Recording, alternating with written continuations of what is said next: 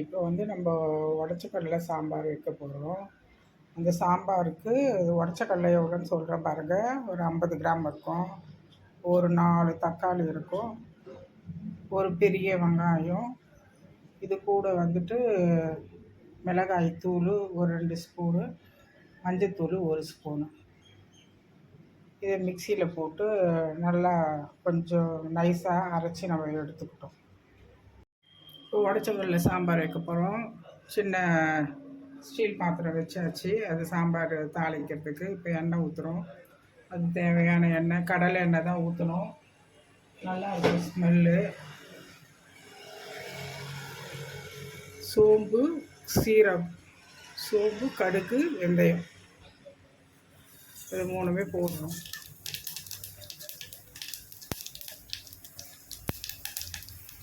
நல்லா அது வெடிச்ச உடனே கருவேப்பிலை போடணும்.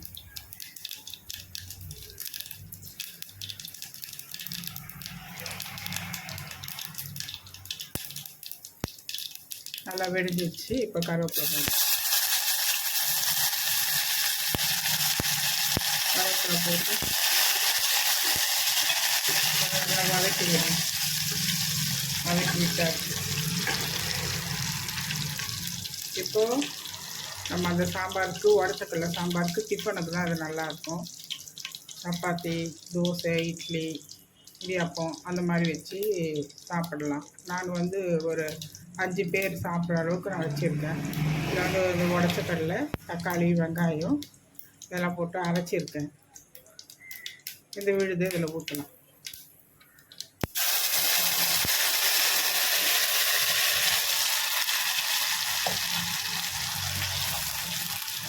இந்த பச்சை வாடை போகணும். இந்த பச்சை வாடை போகிற வரைக்கும் அதை நல்லா கொஞ்சம் வதக்கலாம்.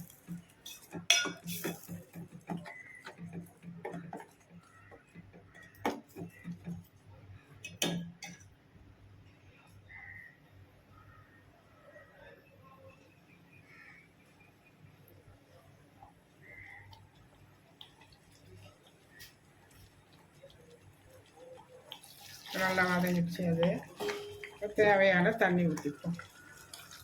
அது தேவையானதுக்கு தண்ணி ஊற்றிடணும். தண்ணி ஊற்றி நல்லா கொதிக்கணும்.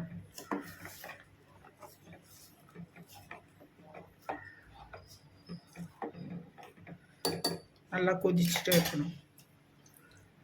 இப்போ கொஞ்சம் கொத்தமல்லி இருக்குது. கொஞ்சம் கொத்தமல்லியை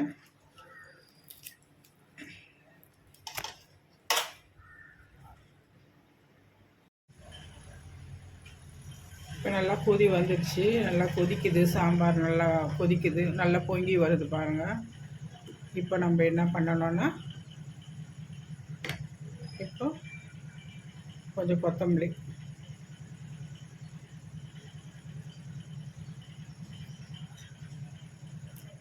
இது வந்து தேவையான உப்பு எவ்வளோ வேணுமோ அதுக்கு நம்ம உப்பு போடணும். உப்பு போட்டுட்டு, இது வந்து நாட்டு சர்க்கரை. உங்களுக்கு வெள்ளை இருந்தாலும் வெள்ளை போட்டுக்கலாம், இல்லை நாட்டு சர்க்கரை இருந்தாலும் நாட்டு சர்க்கரை போடலாம். நான் எப்போவுமே நாட்டு சர்க்கரை தான் போடுவேன். அது நாட்டு சர்க்கரை ஒரு 1½ ஸ்பூன் போட்டுக்கலாம். அது கொஞ்சம் ஸ்வீட்டு, அந்த காரெல்லாம் சேர்ந்து நல்லா ஹோட்டல் சாம்பார் மாதிரி நல்லாயிருக்கும்.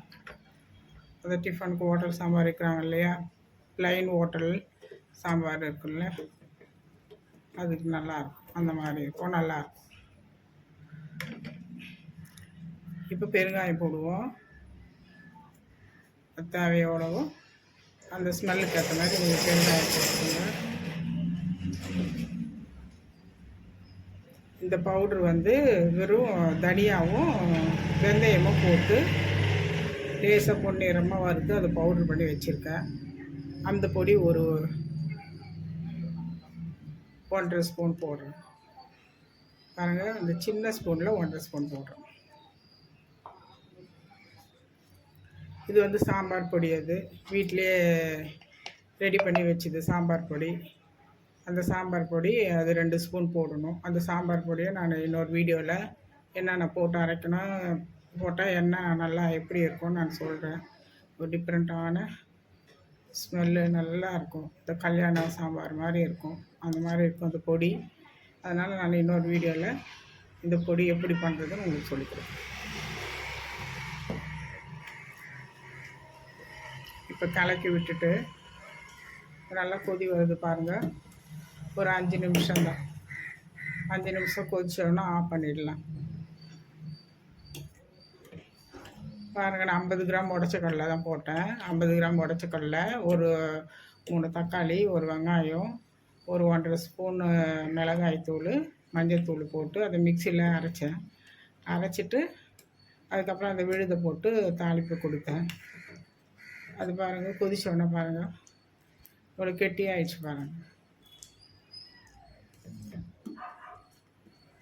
50 கிராம் ஆனால் 6-7 பேர் சாப்பிட்லாம், ஒன்றும் பிரச்சனை இல்லை. பாருங்கள் எவ்வளோ கெட்டியாக நல்லா இருக்குது பாருங்கள்.